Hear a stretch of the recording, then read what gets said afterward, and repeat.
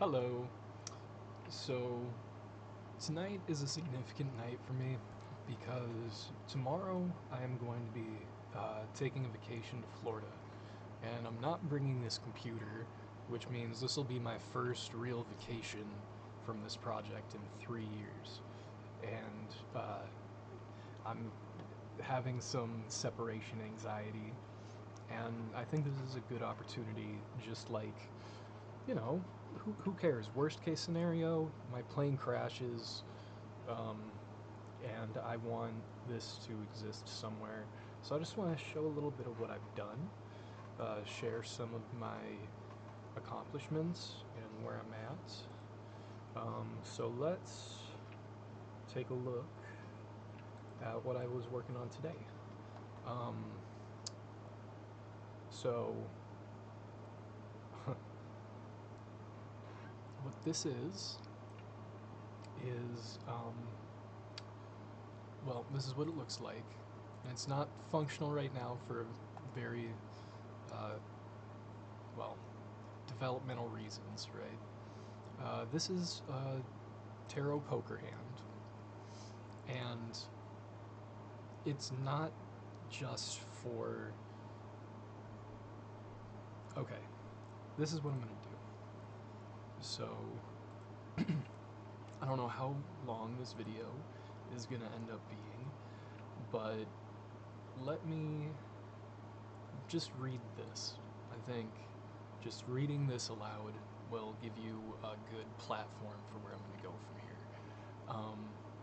So, 10,000 words. This is a paper I wrote last year, and it has 2 views, which is a lot.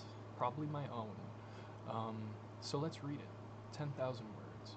When it comes to becoming an analyst of the mind, there are 4 strategies for how to go about your studies. Method 1: study those you know intimately. Although you do not get a great sample size to support any indication of how minds outside your circle of influence behave, it gives you the most thorough examination of others. Method 2: study those you come into non-intimate contact with.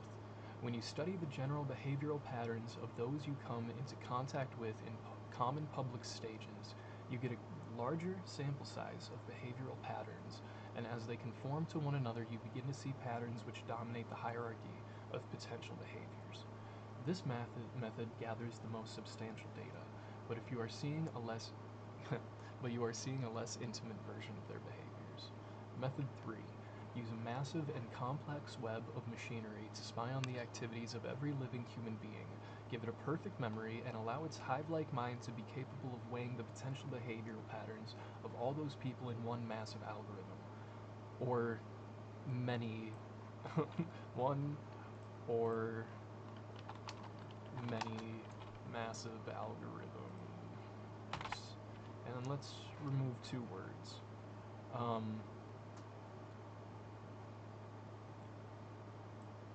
Okay, this method, I'm just going to remove 2 words at some point. We'll find them. We'll find the 2 stragglers. This method is the most precise and most accurate, though the most unnatural and invasive to our instincts. Method 4 is to detach from observation of the common patterns of others and instead study the interior of your own mind, and study your own ability to comprehend different thoughts and develop a discipline of analysis based on your own capacity to imagine different ways of being.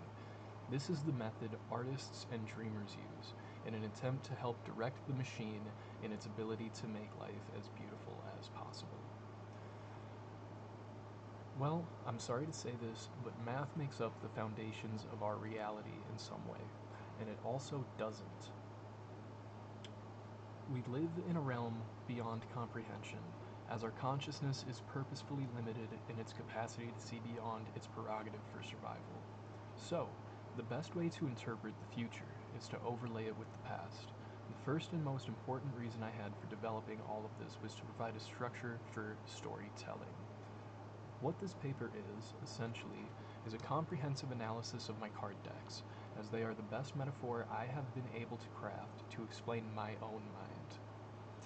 Of course, I cannot claim ownership of the history of how these things came to be, as that belongs to those who came before me, just as those who come after us may remember us as the architects of their discoveries. or our story will die, and die quickly. See, that's the existential human fear. The deepest form of insecurity is the potential to become antiquated. Well, we are antiquated, daily. The truth changes as frequently as I eat or sleep.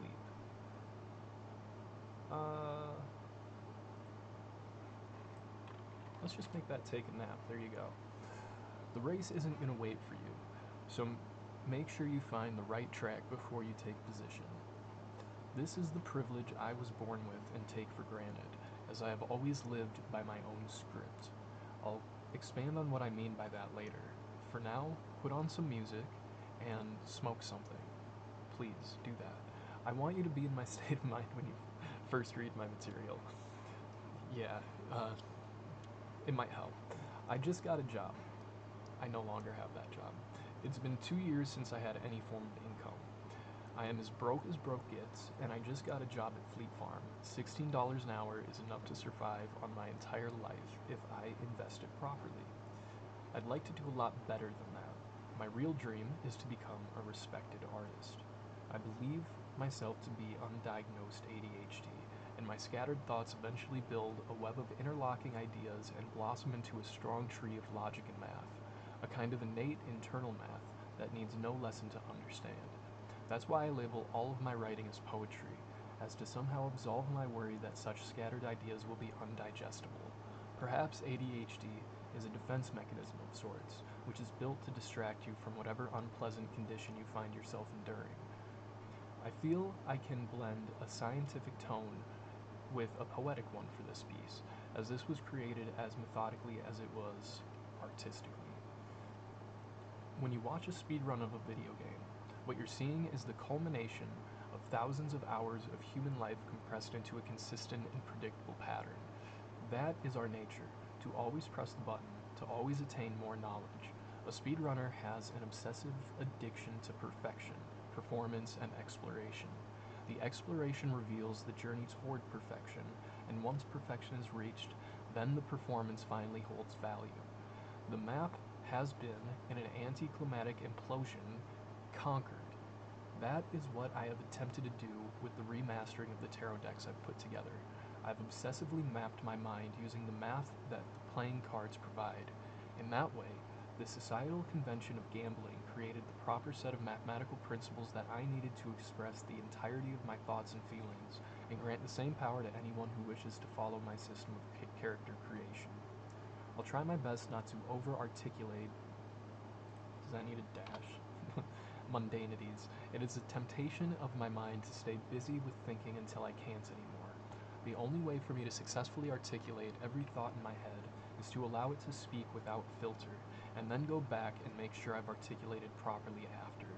Thoughts begin and end between punctuation, and by the time it all becomes one cohesive idea, there will no longer be anything to worry about. No matter how scattered and random the individual portions may be, they eventually add up.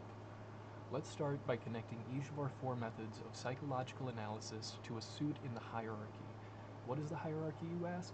Let's start by explaining the translation of traditional card suits to tarot suits, and attach a hierarchical position to each of them.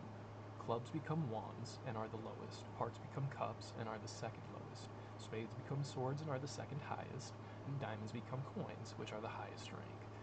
It feels natural, right? Like you kind of felt that way about the suits before anyone ever said it. Let's start with the highest rank, coins. Coins are worth 1,000,000 clubs. That math is gathered from the inception of the card game. It would actually be 100 million by math I do later, but the specific math isn't super relevant. It's more about the exponential relationship between the different suits.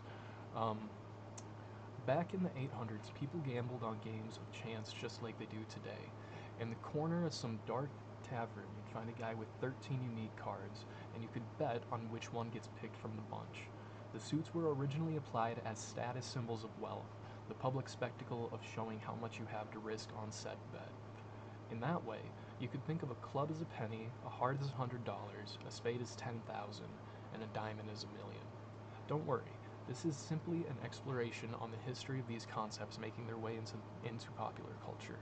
We will be discussing money at intervals throughout this work, but for now we will simply be examining how those same exponents are the foundation of my mental tower.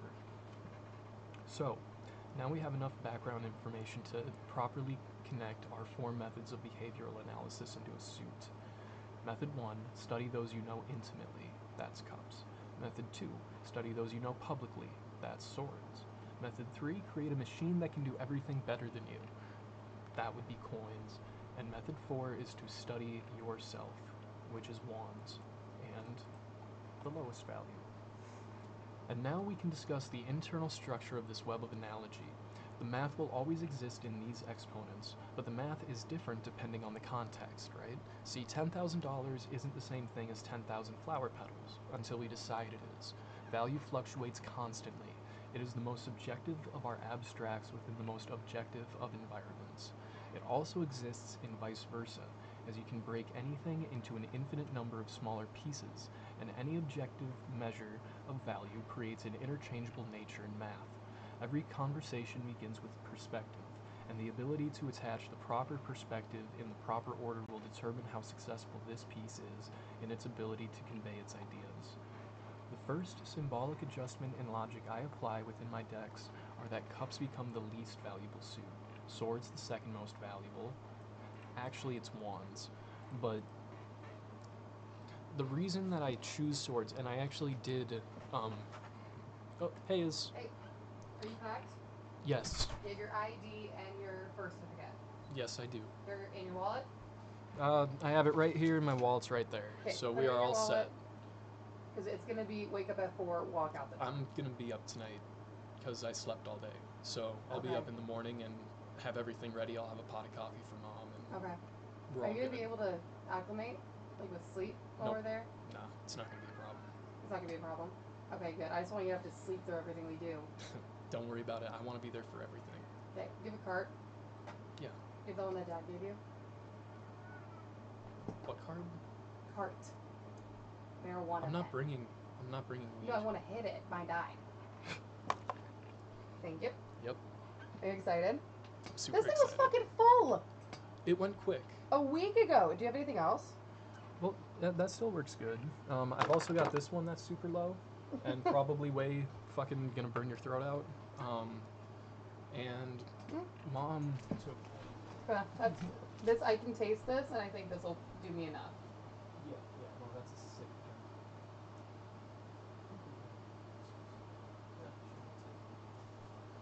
Thank you. Yeah. I just want to be able to go to bed. How was your day? Oh, good. Hi. I went to Autumn's grad party. That was super fun. Long weekend, very, very long.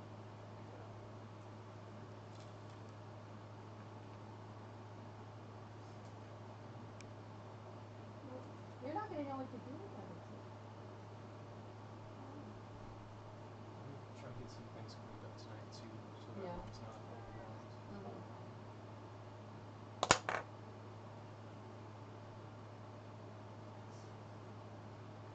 Sorry.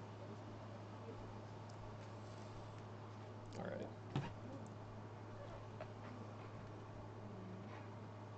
Okay, I gotta get packing.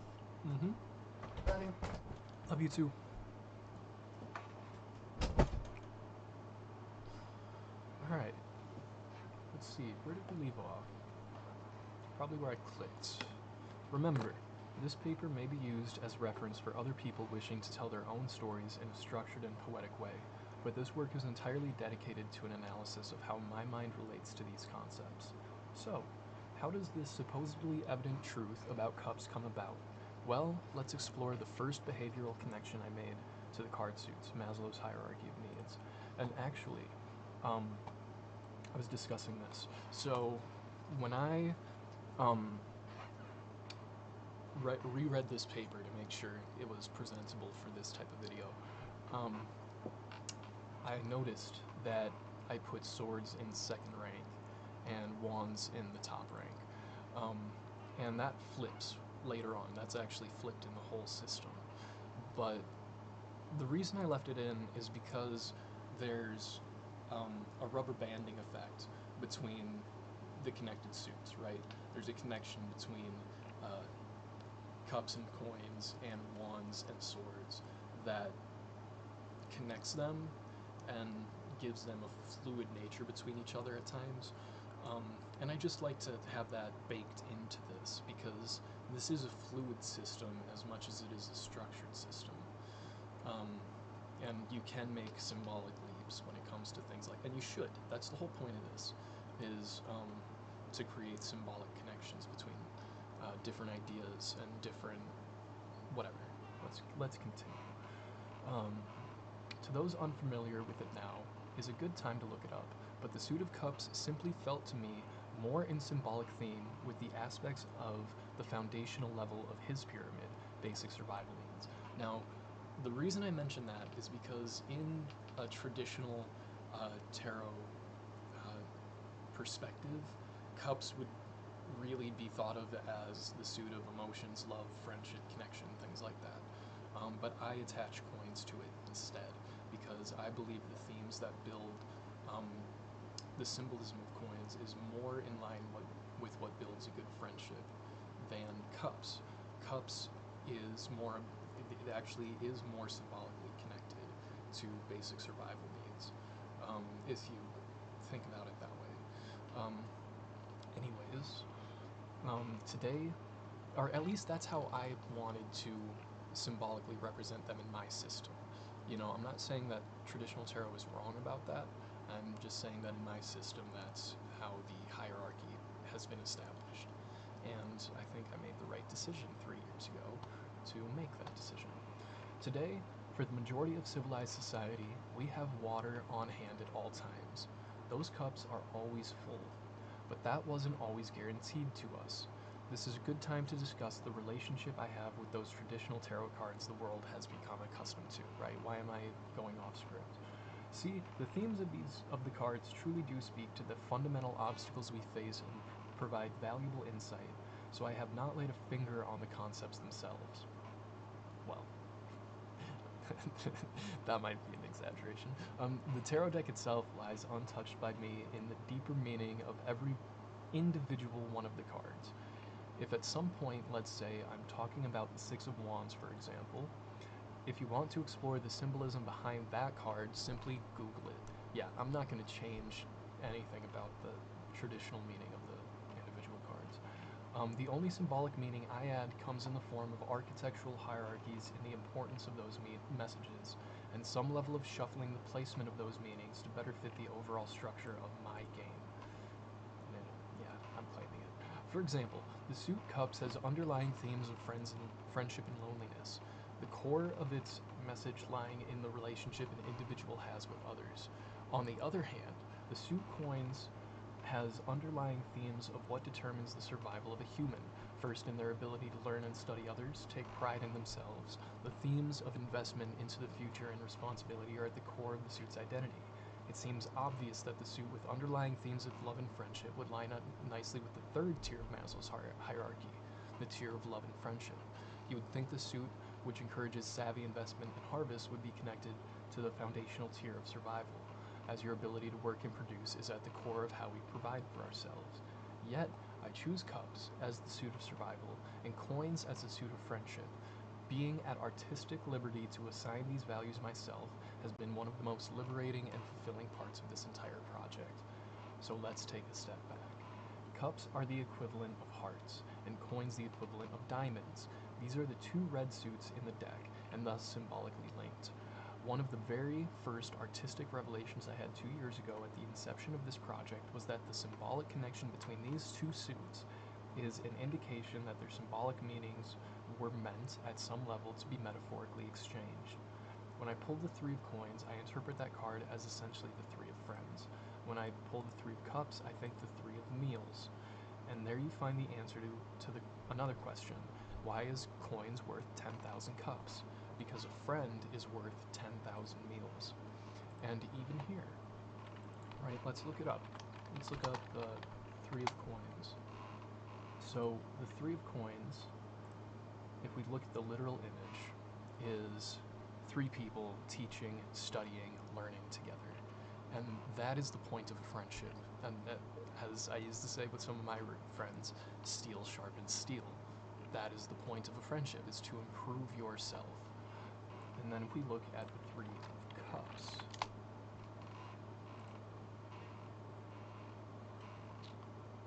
these three women aren't actively changing each other or improving each other in any way, right?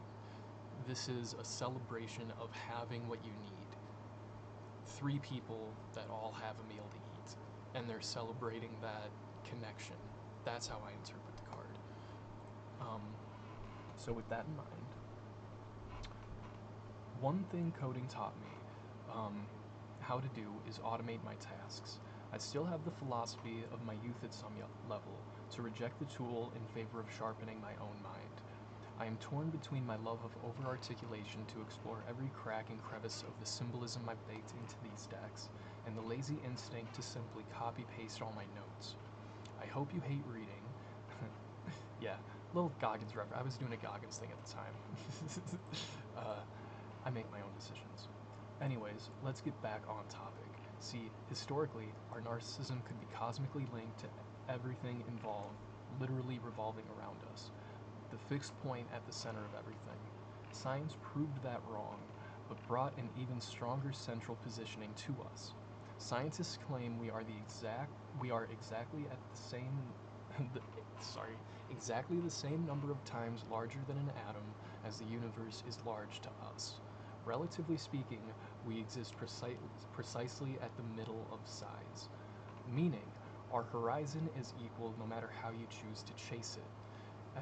As much as some things change, other things never do. So, let's play center of the universe and withhold these concepts to only my brain. I have personal experience. I can connect to most of the cards in these decks. You could say I ascend and descend the pyramid at a somewhat competitive pace. Coins are the suit of friends. So, what of those times I had no friends? I can't play much on level 3 of the pyramid if I'm not there yet. This is the inception of my very first original suit of cards, the inverse of coins and the most powerful speaker in my personal chart, paper. Paper was a fun concept to incept, as it was as simple as paper has value when it's $1 and not when it's just paper. A coin is a friend, paper is a measure of lonesomeness. In fact, the suit of loneliness was my first label for it. So, the red suit diamonds becomes the red suit coins, which then becomes inverse, and the suit becomes black when its name becomes paper. And just like that, we have the concept for deck 1, the deck of withholding. When a need on Maslow's hierarchy is unmet, the suit flips. Cups in red become ropes in black. Wands in black become torches in red. Coins in red become split paper in black. And swords in black become scissors in red. Level 4, right? Remember, this is a paper not about my game, but about my personal psychology. We will now take a step back from the cards and discuss some of my history.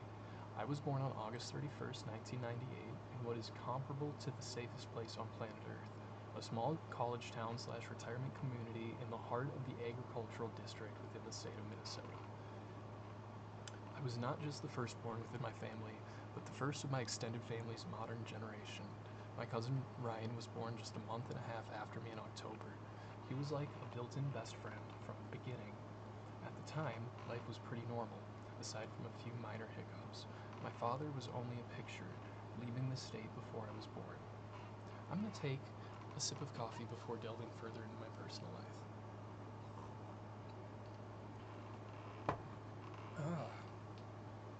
Okay. How long is this video gone? We are good. We have plenty of time. Okay. Let's keep going. October, he was like a built-in best friend. At the time, life was pretty normal, aside from a few minor hiccups. My father was only blah blah blah blah, blah blah blah blah. The other closest people to me were my grandma Diane and my grandpa Bill, whom my mother and I lived with until she graduated from nursing school and eventually made her way into being an LPN at the VA. She was an ex-deadhead, traveling the country, following them around the country. Traveling around the country. What the hell is this sentence? traveling around the country, following them. What is wrong with me? Her father was... I need 3 extra words. Let's add 3 words. Her father was Marine. That military method of parenting of parentally molding children through absolute control and discipline when present, combined with the 1970s philosophy of having 2 parents in the workforce and leaving the kids to fend for themselves in the meantime, swung my mother to the opposite end of the pendulum. I grew up obsessively observed, under supervision of some kind at all times. This supervision was not direct, mind you. There weren't literal human eyes on me at all times, like the sorry state of our parental surveillance disturbing the privacy of kids today. Instead, I was able to live in my own world of play and self-determination, so long as I followed the rules, and they were lenient enough to create an environment in which breaking a rule was a near impossibility.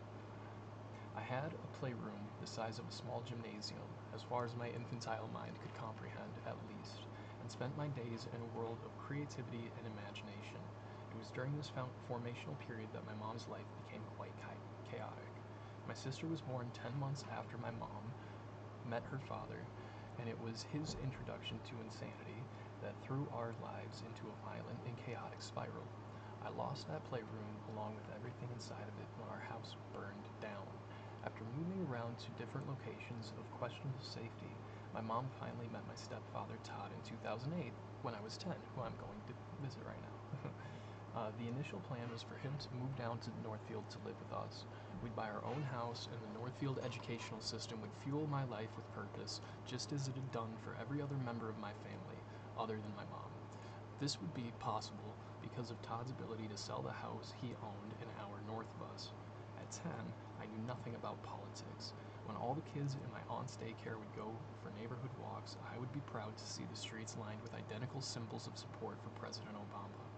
I don't remember any black people from my early childhood, but it was evidently a big step forward, and the energy was that the world was coming to a more enlightened state of being. I cried a lot as a kid. I've always felt things very deeply, and when something made me feel sad, I was always assured that it was okay to let it out. It took me far too long to get it all out. My instinct to cry when upset followed me into my early 20s. I have always felt as if life was testing my resolve, and the more I survived, the more I came to not fear the exposure. I was labeled as damaged from a young age. That is the societal norm when exposed to my circumstances, to label the events as unfortunate and exude pity. I've always been resentful of this instinct, as I felt stronger for every obstacle, not weaker.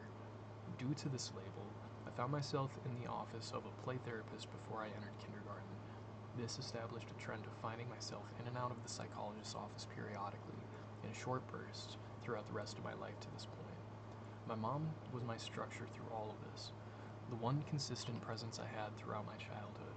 As her life became harder and harder with time, so did her mind, but no matter what our circumstance, she was always present.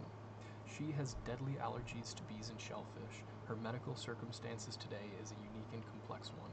She found herself in the hospital on the verge of death from some emergency on an annual basis beginning when I was 4 years old.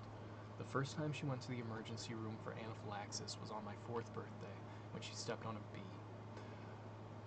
From there, her allergies became more sensitive and severe with each subsequent exposure. My sister was also an ever-presence in my childhood, but she lived the first year and a half of her life on death's door. Nobody thought she would survive. There's a reason that even with the medical complications she has today, I still have absolute faith in her survival, because she has overcome the odds every single time. But that faith took a long time to develop as well. When the market crashed in 2008, Todd's house lost almost all of its value. This is why, rather than him coming to us, we moved up to be with him in the unfamiliar Circle Pines, a 10-minute drive north of Minneapolis. When we moved away from Northfield, I lost all those built-in relationships I had come to love and rely on.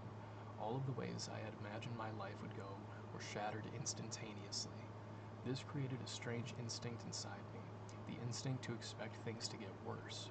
Optimism was sapped from me severely, and a life that had already been plagued with existential doubts and questions created a self-fulfilling fear of commitment or love for anything that could be taken away. Up until this sudden tangent derailed my life, I had attended a Lutheran church with my grandma in religious fashion. I had absolute faith in God and Jesus, the image of Jesus being the fourth male role model my young mind absorbed. I knew from the moment I saw his portrait I would grow up to have long hair and a beard. The world's preferences would have to take a back seat to mine, an instinct I have always had. I never cared to be like other people. I always wanted to be unique, and I was okay with being different. I even had a preference for it. That religious image I had of Jesus was replaced in short order with Aragorn, when The Lord of the Rings became my Bible. It was this story of taking the hardest path against the tallest odds without hesitation and absolute commitment which became my singular idea of success. I never saw myself in Frodo or Gandalf or Sam. I saw myself in the trio of heroes. I felt a little bit of archery in my soul, a little sword, and a little axe. I felt a little beard, a little beauty, and a little bold. That's what I see in the mirror now. I've always felt Gandalf's sentiment deeply. I cannot be the one to carry the ring. I will do everything in my power to help you carry it to the end. I was born to play support, and that is reflected in every role I invested playing. I was not a quarterback or a running back. I didn't score the touchdowns or save my footage. I was a lineman. This was not my preference, far from it. If my first 5 male role models were Bill, Jesus, Aragorn, and Gimli, then my 6th was Adrian Peterson. My first dream was established his rookie year, 2007. 1 year before I ever met Todd, he was the coolest motherfucker I had ever witnessed, barreling through mountainous men like a freight train, the hardest in the NFL, setting records and kicking ass. I was going to be his successor, the best running back to ever play for the Vikings. That was my plan. That's what my life was going to be. This is the time to discuss a vital aspect of the tangent moving played in my life.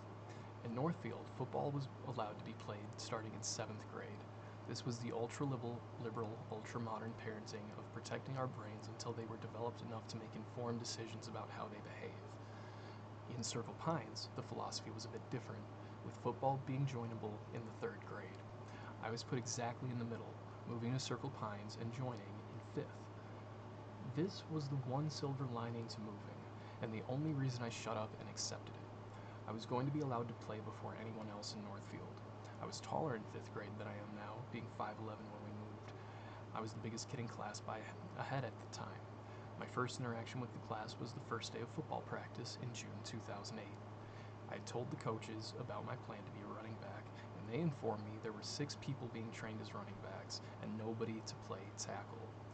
It was a role I was expected to play, as the biggest kid had to face the other big kids. This arrangement stung, but I thrived in the position. I found myself able to stand up to any kid of any size, and they couldn't push me around. I was sturdy and mean.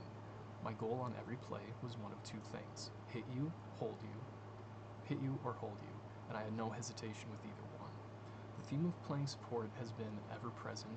No matter how hard I fight to take the lead, I am not made for it. I wasn't born to play lead guitar, I was born to play drums.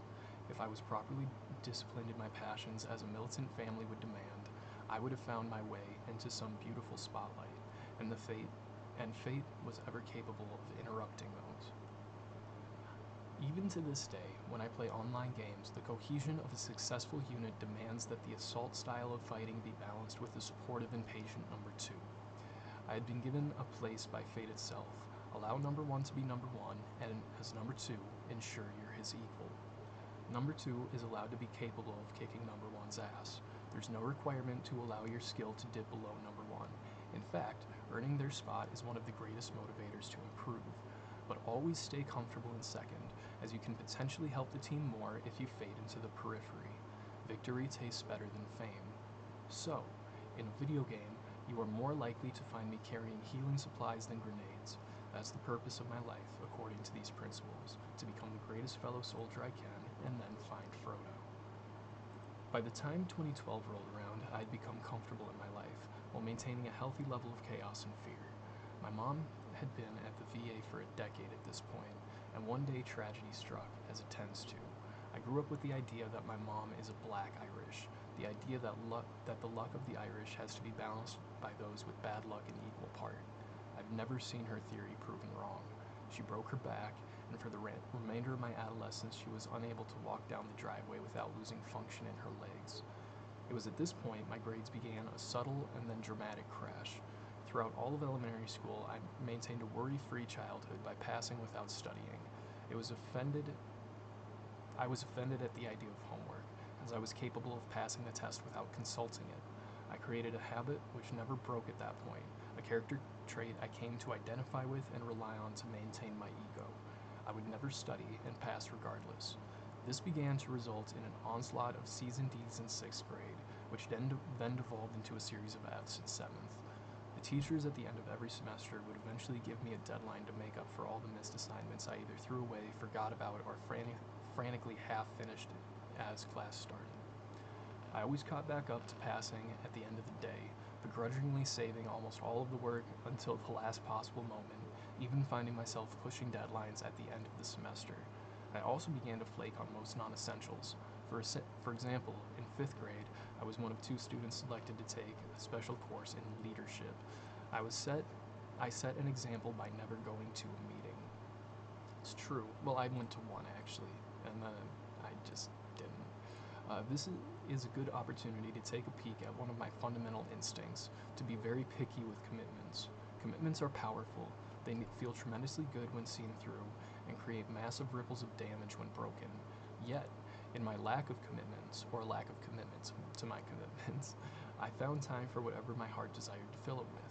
This way, I was able to commit myself fully to whatever I found to be important to me. My foundational addiction is without a doubt competition. I love the feeling of improving myself in pursuit of a great achievement. I just took a long break from writing. I feel like why I did is relevant to the topic. I play a rhythm game called BeatStar on my phone. I practice it every day and have religiously since I got this phone a few months ago. Rhythm games have been one of my favorite talents since Guitar Hero came out, and I've always been in pursuit of mastery, yet always reach a ceiling. My ceiling in BeatStar at the moment is perfect scores on songs. I have 2 out of 1,000 songs on the game. I have completed nearly all the extreme songs I own, all but one. Normally, my philosophy in the game is to change my song after every attempt, giving me 1 attempt on 30 to 35 a day. That was to encourage the attitude of get it right the first time or don't bother playing, which has served me well during performances, but leaves perfection on the wayside. Normally, I would follow my routine, but today I took the song I have the lowest score on. It's called Soul Passivation by X2H. My high score on the song was approximately 7,500 out of 100,000 points. Today I decided to play only this song until I was out of credits to continue playing. This had 2 effects. One, my high score increased to approximately 9,000. Today it's around 20. I still am nowhere near completing it. And I reached a new stage of the song I hadn't seen yet, which felt amazing. The second was that my playtime had been reduced to 20 minutes, where it had previously ranged from an hour to an hour and a half. That's because every time I failed, I don't play the rest of the song. This both made the process more efficient and more effective as I got better at the game within that period of time. Sometimes, changing your behavioral process opens doors you wouldn't find otherwise. This is why I'm always in analysis mode, judging whether my process can improve or be improved in any way. My answer is often no, so when I think of the change, implement it, and see the benefits, it's always very satisfying. So, in an alternate universe where I never left Northfield and was never confined to some of the walls of fate I encountered, I would eventually learn to play drums, true. I would have been a running back instead of a lineman, true. I would have been among that peer group that challenged me, not very little, but much less, and had an internal family unit with more cohesion and higher numbers. In most ways, I was losing a comfort and trading it for a hardship, yet found myself freed from the invisible cage these dreams would have inevitably built for me. That's to say, I would have gotten too good at things that didn't hold enough real value to be worth pursuing professionally. Today, I'm an author, a game designer, and an artist. Today, I prefer those titles to drummer, running back, or doctor. That's true. Well, I'd like to be a doctor, maybe, but I'm not on that path right now. Not that I've given up on acquiring those titles. I'm only 25 and now 26, turning 27 in 2 months, and I fully expect myself to be, to at the very least tackle one of these titles before I die, but I can't claim them today. I think that's a pretty solid foundation for the concept of my upbringing, So let's move on to something more fun. If there's one major aspect of my childhood that most contributed to the project I'm creating today, it would be my love of games of any kind. Board games, sports, card games, video games, anything to allow me the opportunity to show what my mind can do. Any opportunity to prove the quality of my participation. One major aspect of the games I grew up with was the leniency in the rules.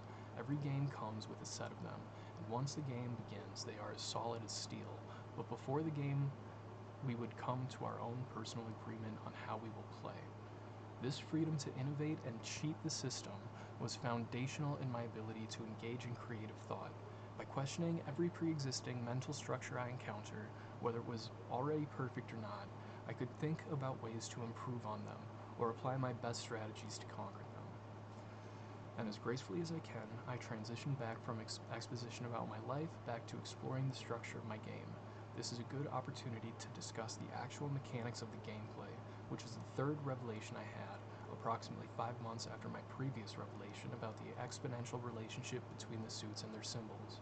This revelation was in creating my first tarot card game, and to this point the only one I've bothered to create. Oh, I hadn't... Wow. Okay, so that's what I've done in the last year. If others come up with their own ideas for these cards beyond this structure, just as my philosophy growing up would allow, by all means try to come up with your own ways to play, but for the sake of the game I am building, I need only one. The vital inspiration I had for creating this game was the most popular card game on planet Earth, Texas Hold'em. In fact, if you've ever played it, you should have very little conceptual difficulty upgrading to my game. It follows the same basic principles. A hierarchy of hands centered around matching numbers to make pairs, matching suits to make a flush, and matching a sequence of numbers to form a straight. The only difference is the number of cards in the deck and the number of cards you deal with at a time. Let's begin by exploring the foundational connections between a tarot deck and a regular deck of cards. We've already discussed the translation of the suits from clubs to wands, hearts to cups, spades to swords, and diamonds to coins. But that isn't the only change. In a traditional deck, you have 52 cards, ace through 10, a jack, a queen, and a king of each suit. 13 cards per 4 suits, 52 cards, yep. Jacks are considered weaker than queens and queens weaker than kings. In tarot, this pattern remains completely untouched for the exception of 2 changes, one being a new card, the page, which becomes the weakest court card below the jack. The second change being that jacks are called knights instead of jacks. This brings the total number of cards to 56. You can almost think of this 56 card deck as its own deck, the name associated with it being Minor Arcana in Tarot. Along with these 56 along with this 56 card Minor Arcana deck, Tarot additionally adds 22 other cards known as the Major Arcana. They are remarked in Roman numerals 0 through XXI and are never associated with any suit, functioning essentially as their own standalone concepts above the symbolic bounds of Minor Arcana. These cards bring the total number of cards in a tarot deck to 78. So, I tackled a question that leads me down a rabbit hole of symbolism that absorbed my mind, body, and soul for 3 of the prime years of my life. The question of, can I make tarot cards into a poker game? The answer is yes. The answer is yes.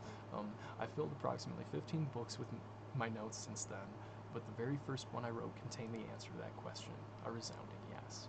So, by December of 2022, I'd come up with the basic rules for this tarot poker game, which anybody with a tarot deck can play right now. And I'm just gonna skim through the rules, actually, because I want this to be even more, yeah, I want to keep this. You can pause and read that if you want.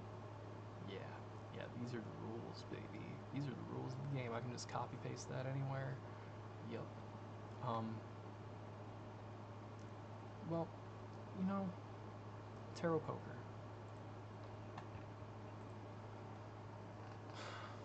What does tarot poker mean? Okay, let's, okay, yeah. So you can translate the Major Arcana to have suits, you can give them a suit. I did that. And as I discussed earlier, there's a second deck. You know, yes or no. Do I have food? Do I not have food? There's a third state, which is I don't know. And there's also a fourth state, which is I get to choose. That applies to the entire philosophy. That it encompasses all of existence, really. You know? That those are the four basic conditions for all things. Is, isn't, unsure of the answer, and in control of the answer. Those are the four states of beings. Those are the four decks. And this is what I want to show off. 45 minutes in. I'm going to stop reading because that's enough exposition on my life, who I am, why I did this, where it came from. And I'm just going to show you the file for a four-handed tarot poker game with four decks, each with their own flushes. They all can interact with each other, yeah. And you know what? You know what? I can deal you cards. Yes, see how that's deck 249? Keys, roses, paper, swords. Not only can I give you four decks, all of those four decks can be interlaced with each other. There are 256 decks in my game. 256. These are the dealing functions for each one for four hands. Look at the numbers on the side here. See how that's 600,000 lines of code? See that? Look at how fucking massive this file is. Look at how fucking massive this file is. I wrote this. I wrote all of this. I sat here for 2 years and wrote every line of code here. Maybe I copy-pasted some of it, you know, from my own writing, and I can check this out, you know, there's superpowers, Control X, I can just change all of the, you know, so there's a system to how I did it. There's absolutely a system, but I sat here and did this. I sat here and fucking made this. 256 decks. I can deal you cards from each of those decks. I can deal you a hand. You want to see what it looks like? Check it out. Check it out. Well, actually, I already showed you at the beginning of the video. I already showed you. This is where it gets real. This. So I can deal you the cards, right? And you'd think that'd be enough. Think that'd be enough? No. No. No, this goes into the millions of lines of code. This goes into the millions. Because right around here. Come on. Let's find it. Where are we at? We're at 7. 2 to go, right? Because I didn't start at 1, I started at 249, because for some reason that was more convenient at the time, and it doesn't really matter. Check this out. What does this say? Let's go to the very first line. Hand 1, flush, is 0. If.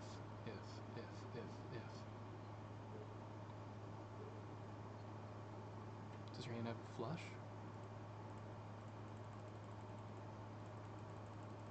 Which flush? Which flush? Which flush do you have? In every potential case.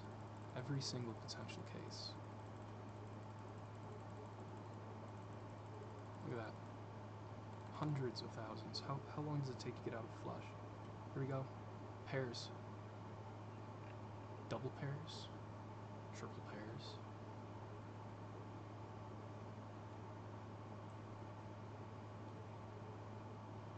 What is this? 8 pair. Aces over court card 4s, over court card 1s, over 9s, over 7s, over 6s, over 3s, over 2s. I sat here and wrote every single case. Every single one. For a tarot poker game between 4 interchangeable decks.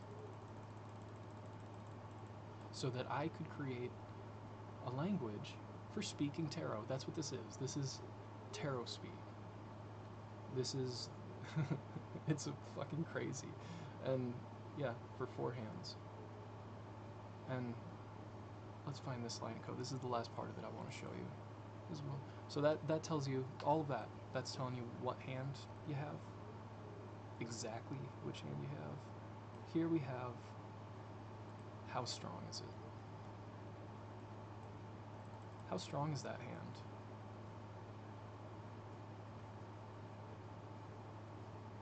It can be, there are 10,220 potential hand strengths. And I have a program that deals you the cards. It knows what hand you got and knows how strong it is. And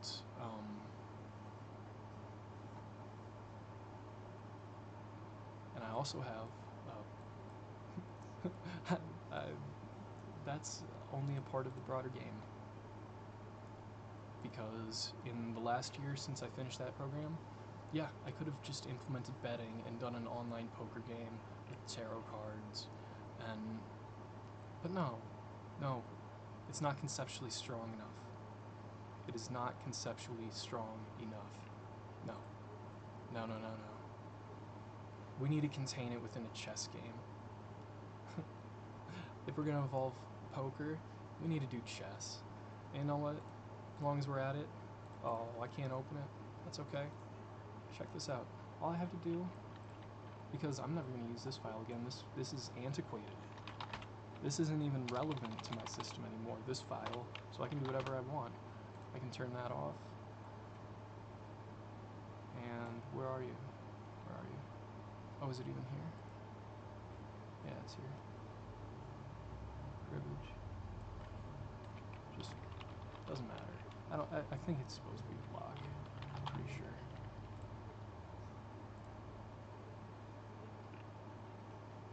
Well, this is antiquated and not what it's gonna look like at all. I could just open up the website and show you for real, but yeah, it's a cribbage game too.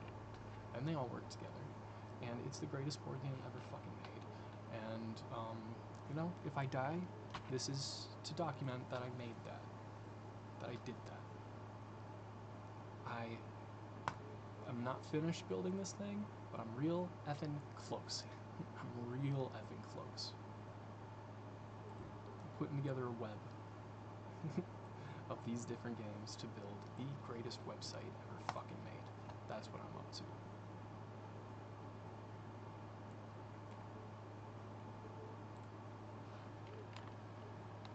So dig it.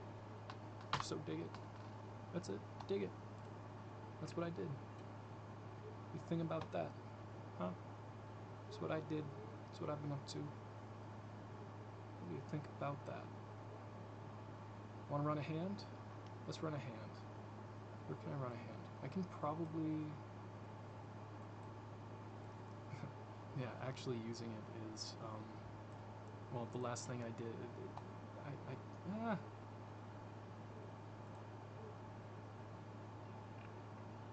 This doesn't work, does it? No, it doesn't. I'm sure I have one that works somewhere. We don't need to run a hand. It's okay. I'm gonna end the video here. I've shown you all I care to show. That's everything I care to share. So there, dig it.